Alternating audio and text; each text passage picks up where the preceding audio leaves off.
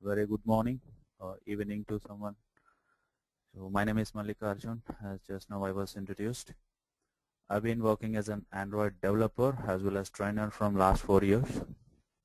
Right.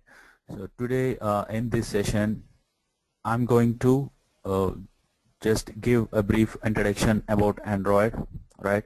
So how it is being used and what are the different components inside that, and what are the things that we need to aware of if we want to learn Android development, that is application development, right?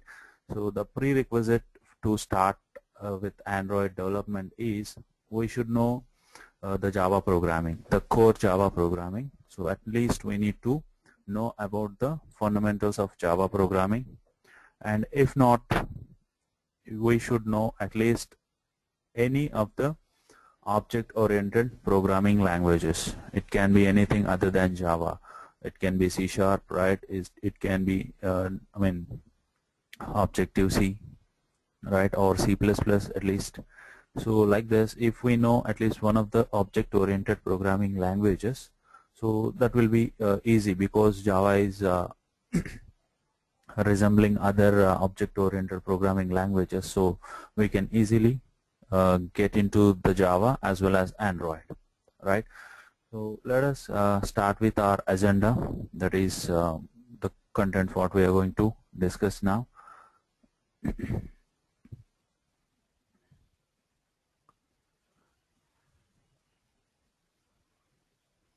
So we are just starting with agenda.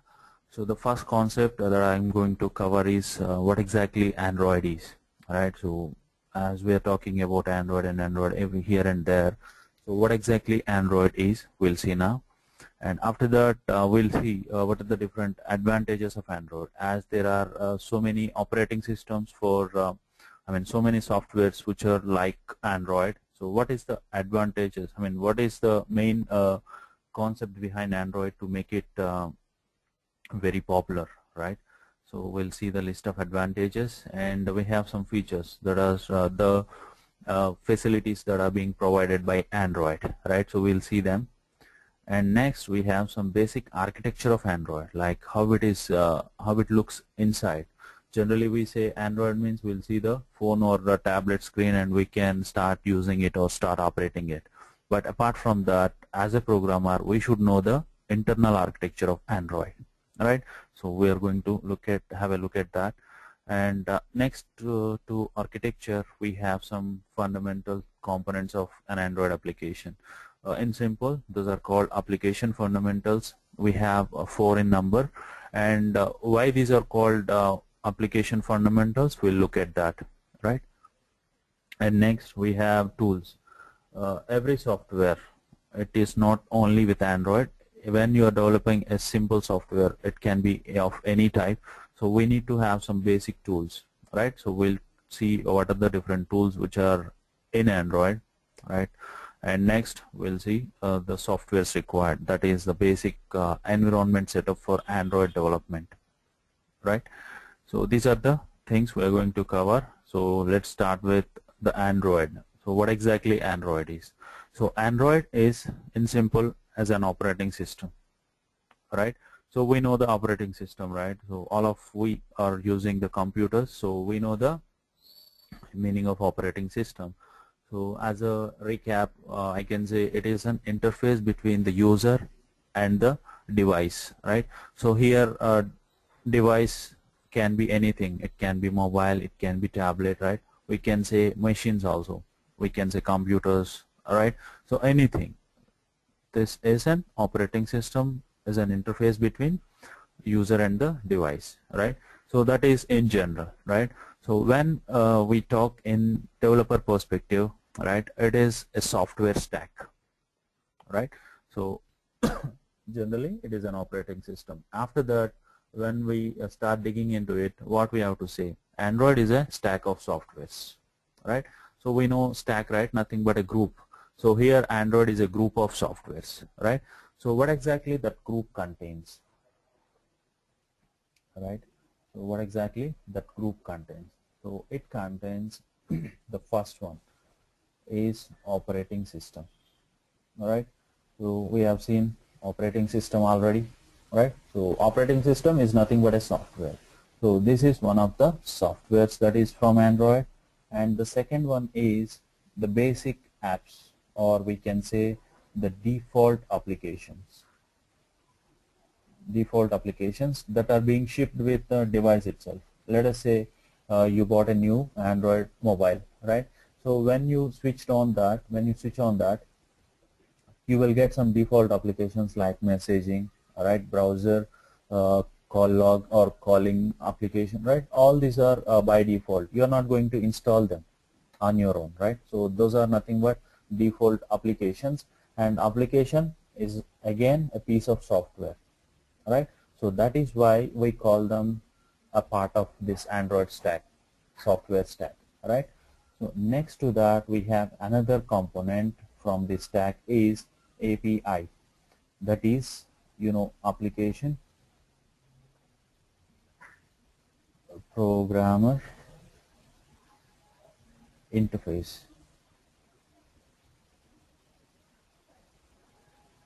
Application programmer interface. So this is used for programming purpose. That is, if I want to develop an application, so I need to have some requirements.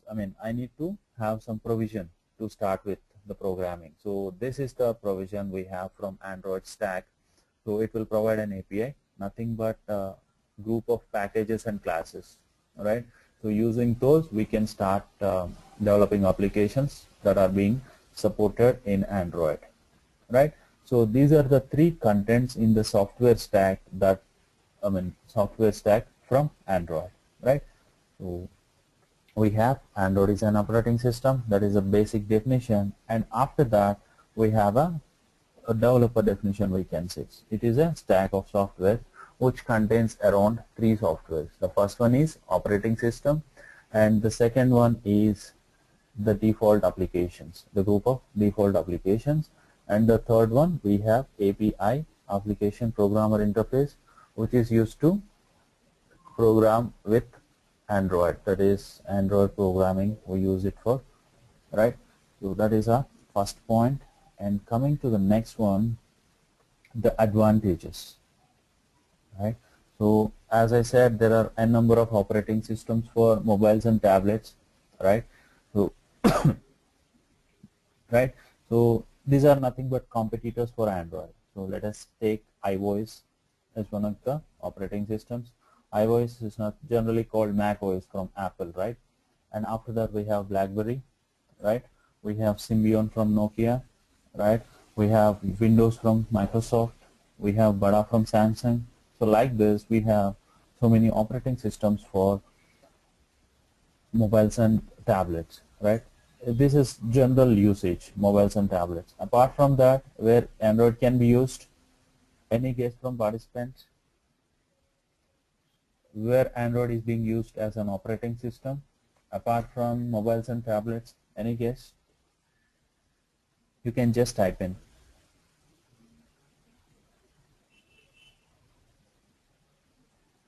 If you know some.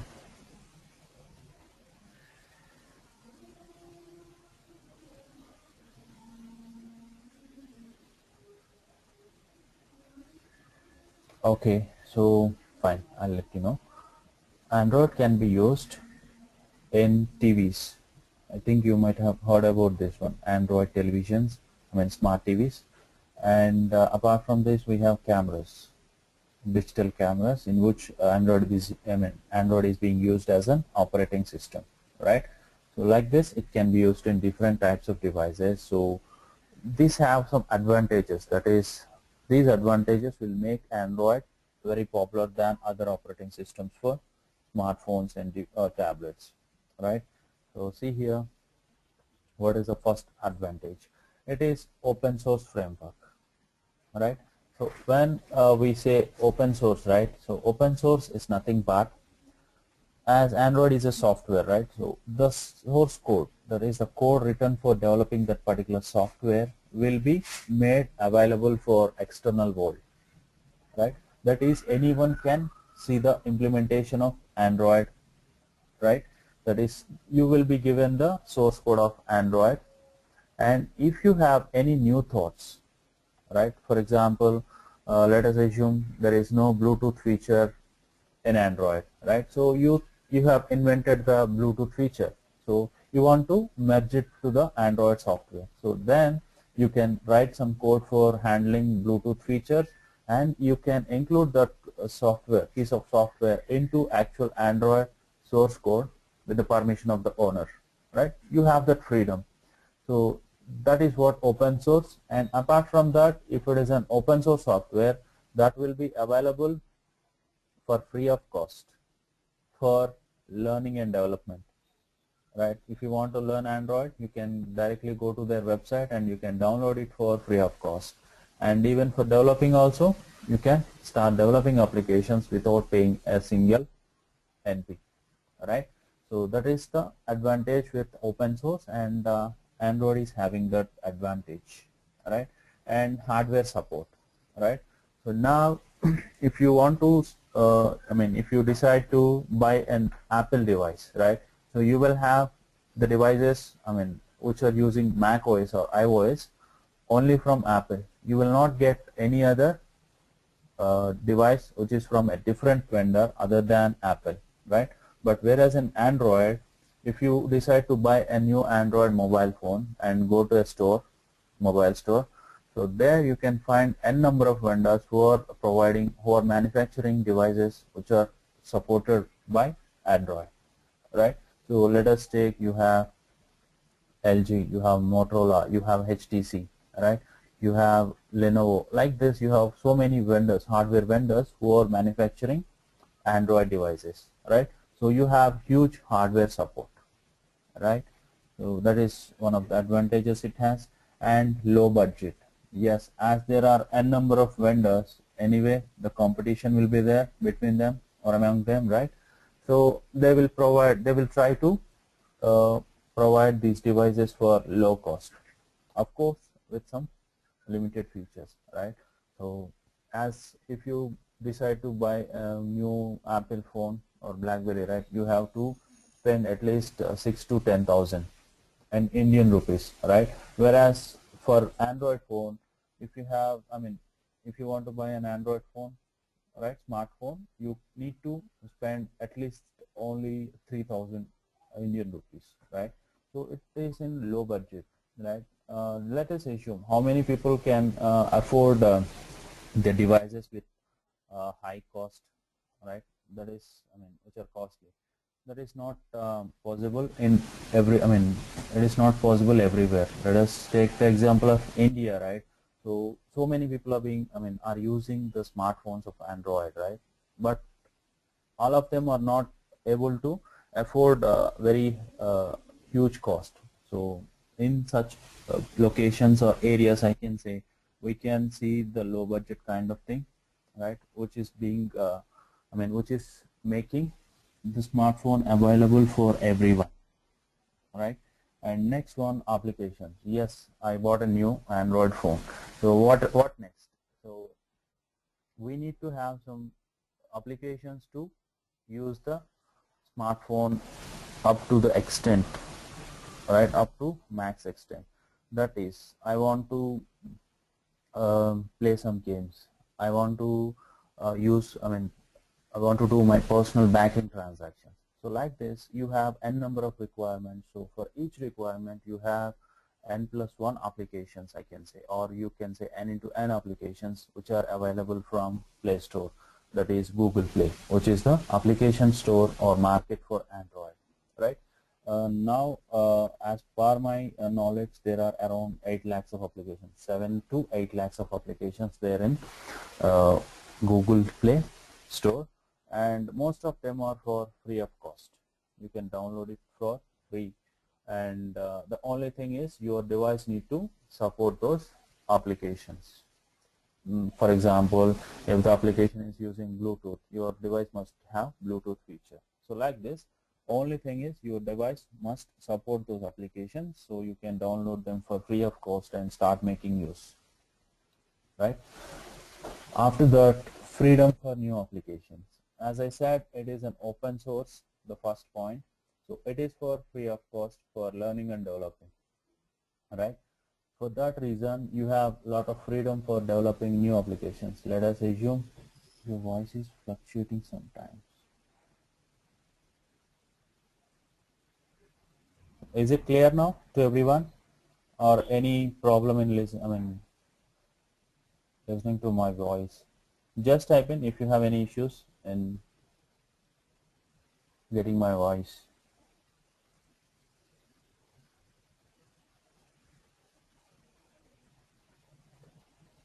Fine. So as I said, it is for free of cost, and you have a new idea, you can start developing it without any investment. All right. So we have a lot of freedom there. And the next one, development. Again, the same thing, open source comes here. So as I said, it supports Java. Android programming is being done combining with Java. That is, you should know Java. So most of the academics, right, covering this Java as one of their subjects. So you might have already known some basic things about Java, right? So that is the advantages. One of the advantages we have with Android, so we can easily start developing applications. We can easily learn it and start developing applications, right? So that is another advantage we have. And easy installation, right? So once you develop one application, let us assume you have developed one application, right? So you want to use that in your own Android mobile. So that is very easy with Android. You just need to connect your device with a USB cable to your system in which you develop the application. That is, in which system you set up the environment and want to set up the environment and developing applications, and you just need to connect your Android device with a USB cable to that particular computer, and you can easily run your application into your mobile, right? You don't need to worry much about that, right? That is a very easy provision we have with Android devices. And next one, the social networking, right? So nowadays, if you see, everyone is talking about or using these social networking websites. This can be two types. This can be of two types. One is personal, second one is professional, right? So for personal social networking, the Facebook is very popular, right? Google Plus you have, and like that for professional social networking you have LinkedIn, right? So like this you have social networking is a important part in our daily life. So if you want to use Facebook in your mobile, right, so then you don't need to install Facebook application directly, right? So what you can do is you start developing an application and you can directly include that Facebook or LinkedIn or Twitter, right? So all these applications can be directly included in your own mobile application, right? So if you have one application that is your, let us say, application ABC or application X you are developing, right? So into that you can include Facebook, Twitter, LinkedIn, whatever you want. You can include all those applications inside your own application, and if you want to use any one of these, you can directly go to your application and start using it, right? You don't need to install Facebook, Twitter or LinkedIn separately, right? You can start using them from your own application itself, right? So that is the one provision we have in Android, right? Any doubts till now in advantages? Anyone? If you have any doubts, you can just type in.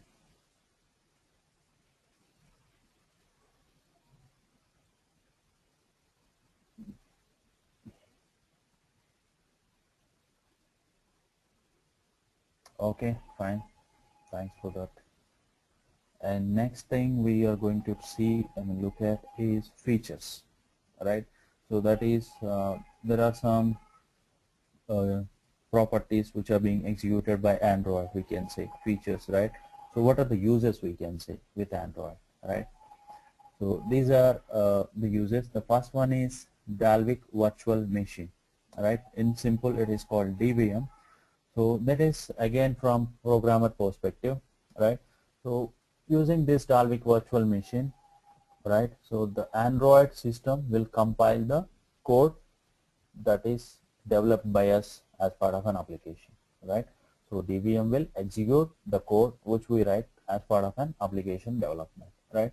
And the main advantage, the main use of DVM is it can run or it can work in low memory situations. For example, compare the mobile smartphone with computer. Computers are having around minimum 4 GB RAM, the main memory, right? 4 GB, 6 GB, up to 12, right? 16 also. So whereas in mobiles you may have hardly 2 GB, right? You're having less memory when you compare it with computers, right? So in such situations, to compile or execute your code, Android has designed this particular tool, right? So this can work efficiently when there is a low memory, low main memory, or we can say very less, right?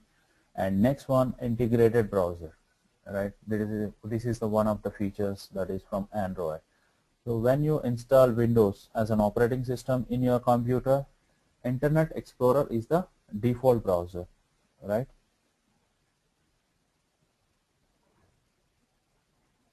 Sorry.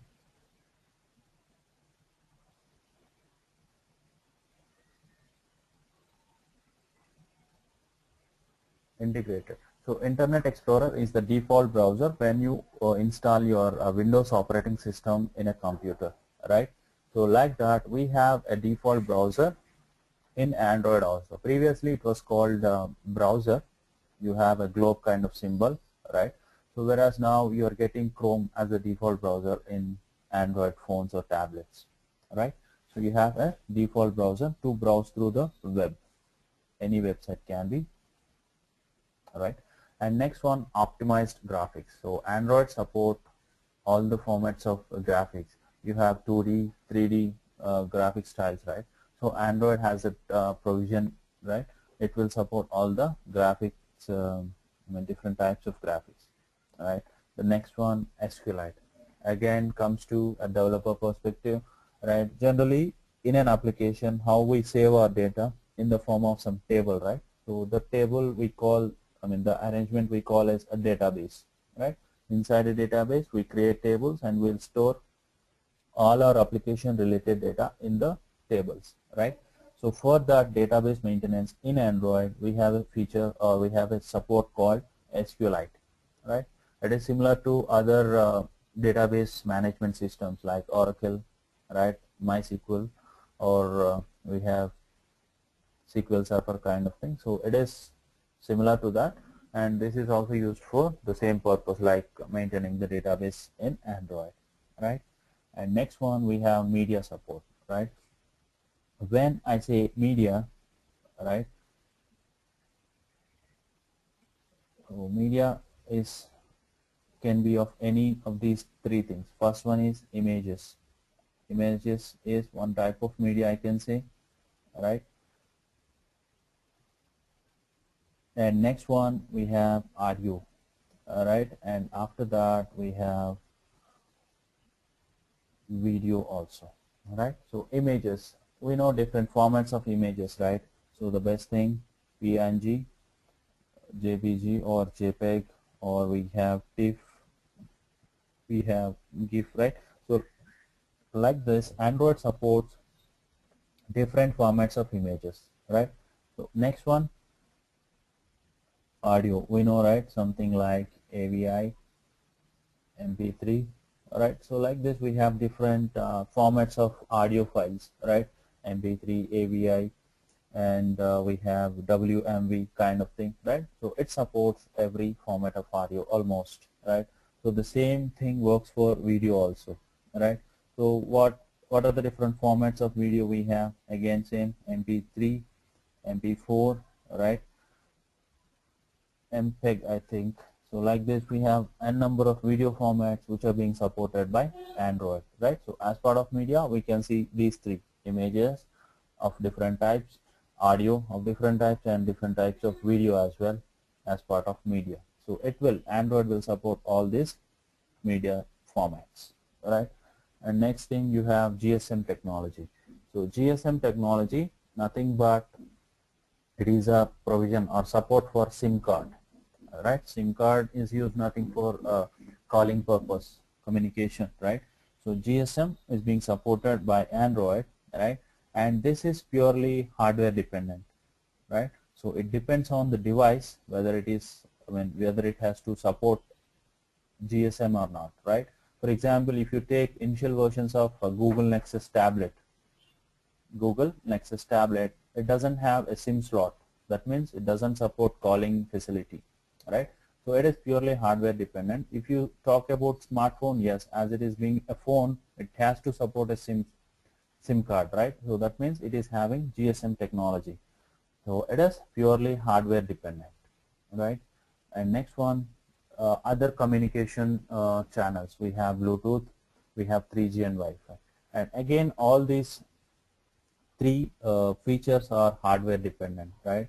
So it depends on the device whether it supports this Bluetooth, 3G or Wi-Fi, right? So when I say Bluetooth or 3G or Wi-Fi, right, these are combinations of both, like combination of hardware and software. When I say I have Bluetooth in my mobile, right, so that means I have a Bluetooth adapter, a small hardware component inside my mobile phone, right? And there should be some piece of software which handle the activities, the functionality of this Bluetooth adapter, right? It is a combination of both. As it is being combination of both hardware and software, it is also a hardware dependent feature, right? So we know Bluetooth, right? And 3G, the mobile data through SIM card, you can use this 3G, and Wi-Fi, the wireless network, right? And next one we have camera, GPS and compass, right? Some more features which are hardware dependent. As I've given the example of Google Nexus, right? So it is not having the GSM feature. Along with that, it is not supporting, it doesn't have the camera feature also, right? So again, camera, GPS or compass, these are also combination of both hardware and software. So when I say camera, you will have a camera, right? You will have a eye kind of thing, right? So we call them as lenses. So you will have a lens, which is an hardware thing, and to operate or to control this lens kind of thing, the camera, we need to have a piece of software, camera software. So it is also hardware dependent, GPS or compass also, right? And next thing, we have rich development environment. All right, why it is rich? Because it has the set of softwares which are for free of cost and which are very easy to use, right? So when you want to start developing Android development, Android applications, right? So you should have some set of softwares, right? So those set of softwares are available for free of cost. Other than Android, we use Java and Eclipse to set up an environment, right? Anyway, we'll see them in the list of softwares required, right? So these are the features that are being supported by Android. Any doubts in this particular section to anyone?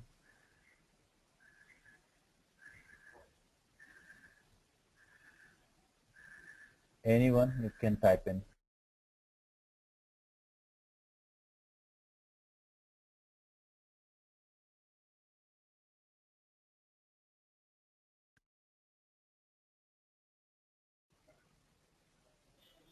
Okay, all right.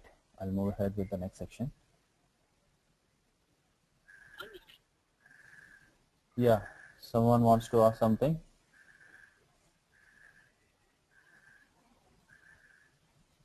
Dilip or Elena? Yeah, you can go ahead. Elena, yeah, fine. Okay, Dilip, do you want to ask something?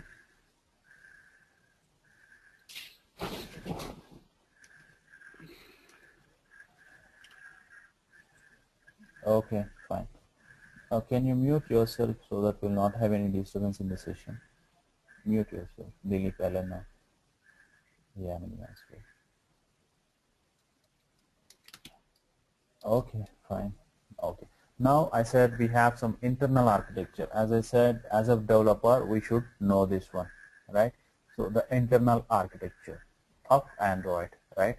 So this is a 4-layered architecture, right? This is a 4-layer architecture.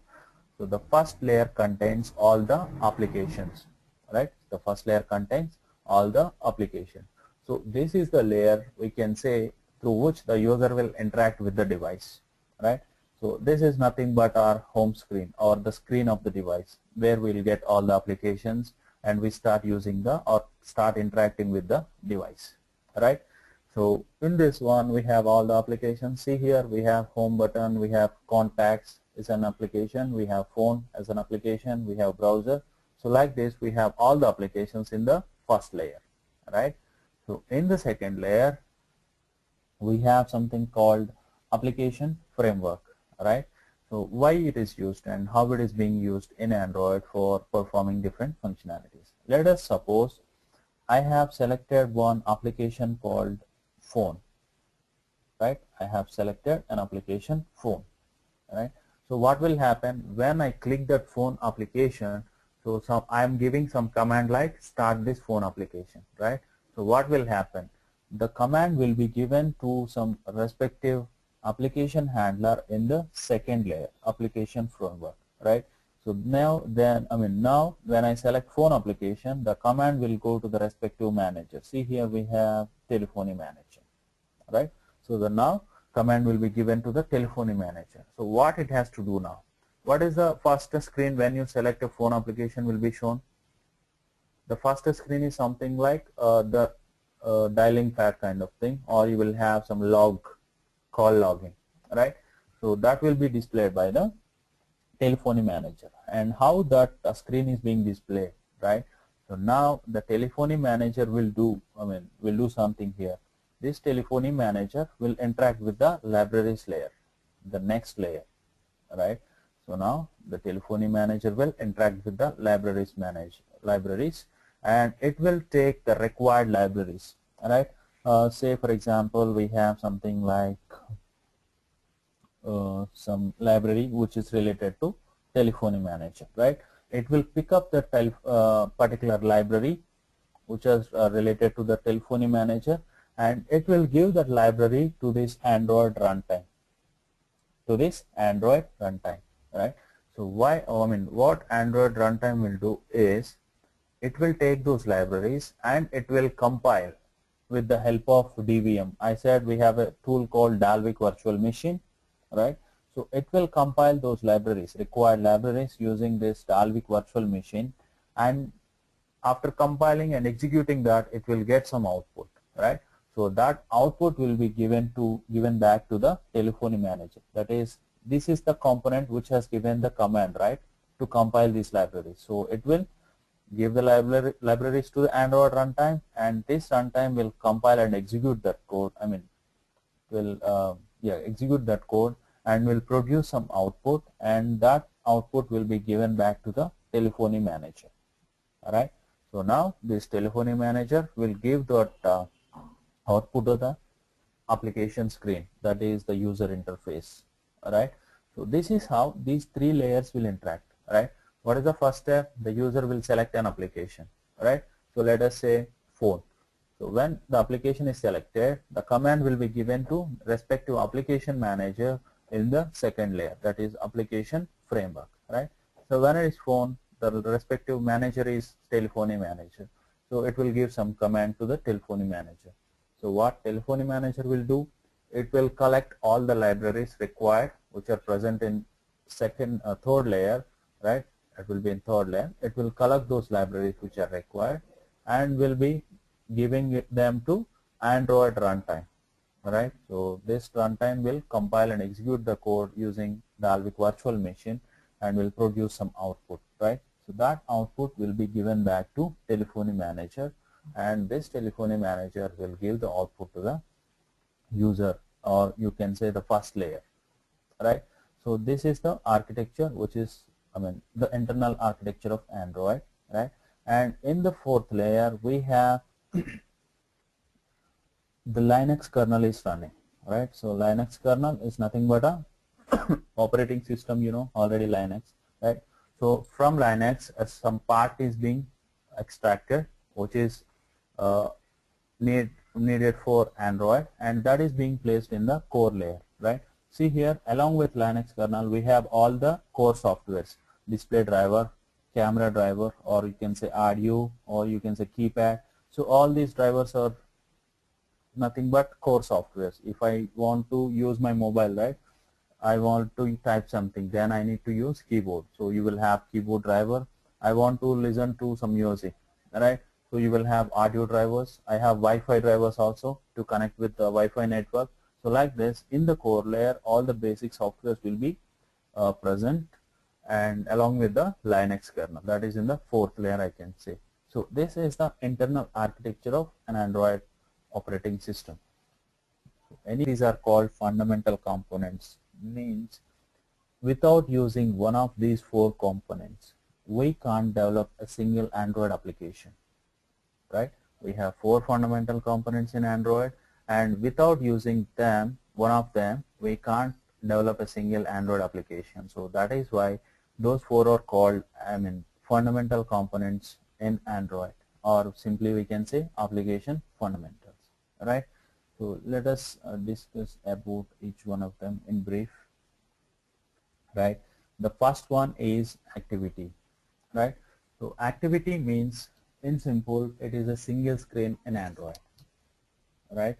So for example, take one application, let us say Facebook, right? So what is the first page we will see? The login page, right? So once I give the credentials and they are validated, I will be taken to the home screen, right? So home screen is another screen, right? So now I got two screens. One is login screen, the second one is home screen, right? If I want to chat, I'll click on some of my friends, one of my friends, right? So then I'll be taken to the chat window, chat screen, right? So that is another screen in Facebook application. Now I got three screens, login screen, home screen, and chatting screen, right? So these three are nothing but three activities in Android. So one screen is equal to one activity in Android.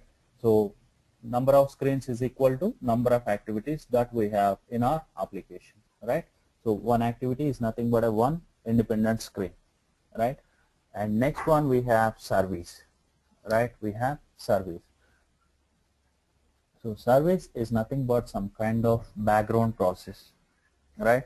So when I say background, it doesn't need any user interface, right? So when it is running in the background, it doesn't need to show up anything on the screen, right? But whereas in activity, it should show something on the screen, because as it is being a screen means it should display something, right? So activity must have some user interface, right? Whereas service, it may or may not have user interface, right? As it is being a background process. So the best example we can take is music player, right? So when I want to start playing a music, suppose a song, right? So I'll start playing it, right? So while we start that music player application, right, you will have different controls there: pause, stop, increasing volume, or remove the volume, start, pause, right, forward or backward kind of thing, right? You will have different controllers there, nothing but user interface, right? So it is being displayed on the screen. But at the same time, if I want to type a message through my message application in the phone, right? At the same time, if I want to type a message, what I can do, I can go to the messaging screen directly. But when I'm typing a message also, the music player is working in the background. That is, you will be able to listen to the music even if you are not there in the music application. Even though you are in different application that is messaging here, you can keep on listening to the music. That is, music player is being working in the background. It is running in the background. So it doesn't need UI. It is not compulsory to have a UI for a service, right? So that is a major difference for service and activity. Activity should have user interface, whereas a service may or may not have user interface. It is not compulsory for the service, right? And next one, broadcast receiver, right? So it will be working as a listener in the background, right? So what is the listener? For example, I have a alarm, you know alarm, right? We can set alarm for, let us say, 5 a.m. right? Let us assume now the time is 10 p.m. in the night. I want to wake up in the morning at 5 a.m. In the morning at 5, right? So now what I'll do, I'll set some alarm for 5 a.m. and in my mobile. I'll set alarm for 5 in the morning in my mobile phone. So what will happen? A receiver will be registered for that alarm, right? So when the clock ticks 5 in the morning, so the receiver will be activated and it will give us some notification, right? So what is the notification we will get generally for alarm? We'll get some music played, right? We'll get our mobile vibrated, or we will see some these are the two notifications we get as part of an alarm. Music will be played, or our mobile will be vibrated, right? So receiver is nothing but it will be registered up for a particular action, and when that action occurs, so this receiver will be activated and do some action. So here for alarm, action is it will play some music or it will vibrate the device, right? Or other example we can see is the buttons, normal buttons which are there in our screen, right? For example, take login page of Facebook, right? So after entering the credentials, there will be one login button also, right? So after entering your credentials, if you don't click that login button, will they be validated, the credentials? No, the credentials will be validated until and unless you click that login button. They will not be validated, right?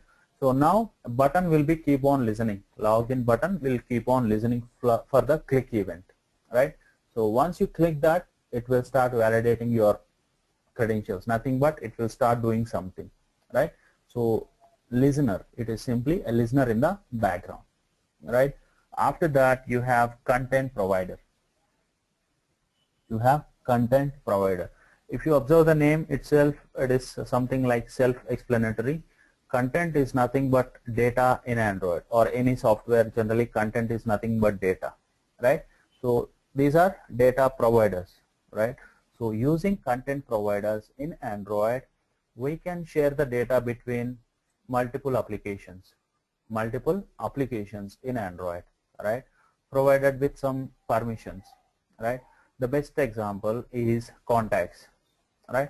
So contacts itself an application, and what is the data there in the contacts? We'll have all the names and their phone numbers, all the contacts of our friends, relatives, and so on, and we'll have their details like name, phone number, mail ID, kind of thing, right?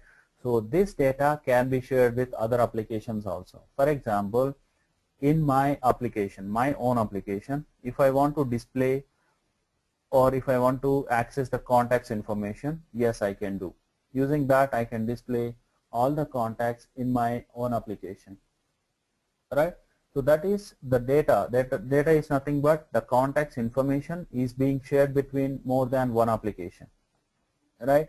So what is the different applications? What are the different applications we are having here? Contacts is one application having the data, contacts information, and I'm developing one more application, let us say X. So in that X application also, I can access that contacts information from contacts application, right? So this is possible in Android using content providers, right? So these are the 4 fundamental components we have in Android. Developing one software, it can be anything, right?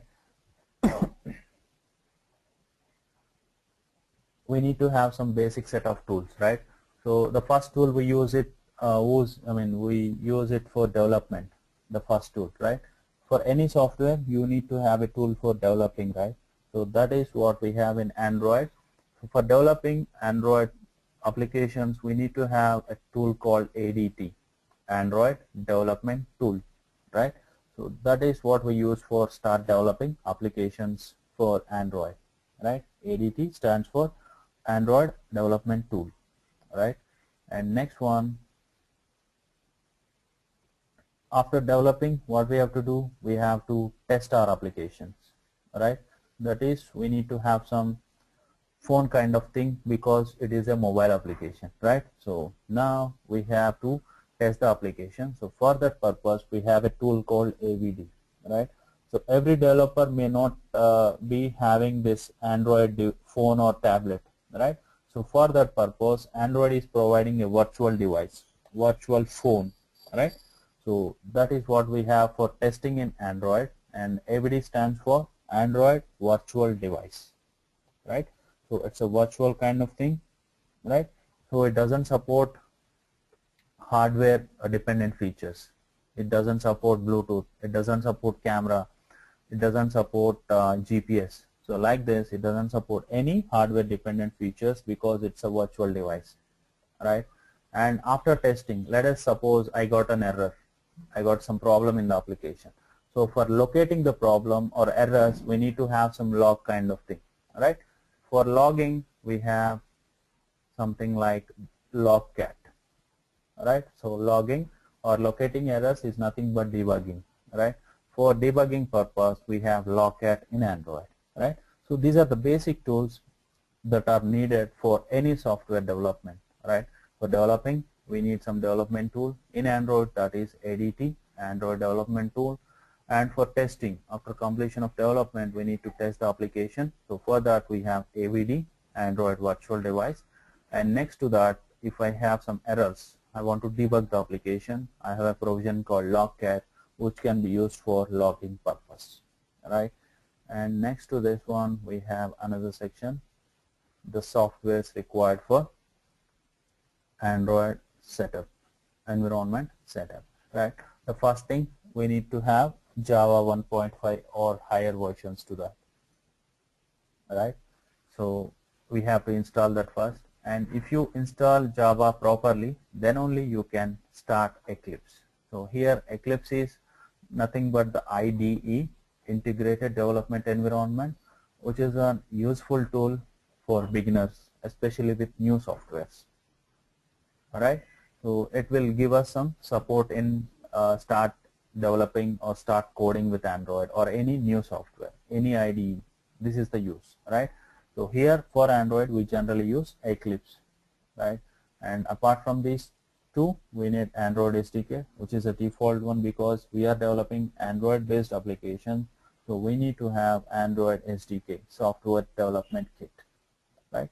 So these are the set of softwares we need to have for developing Android application. So all these three are very easy to use and freeware, that is you can download them for free of cost. So that is why Android is having a rich development environment, right? That is why we say Android is having a rich development environment.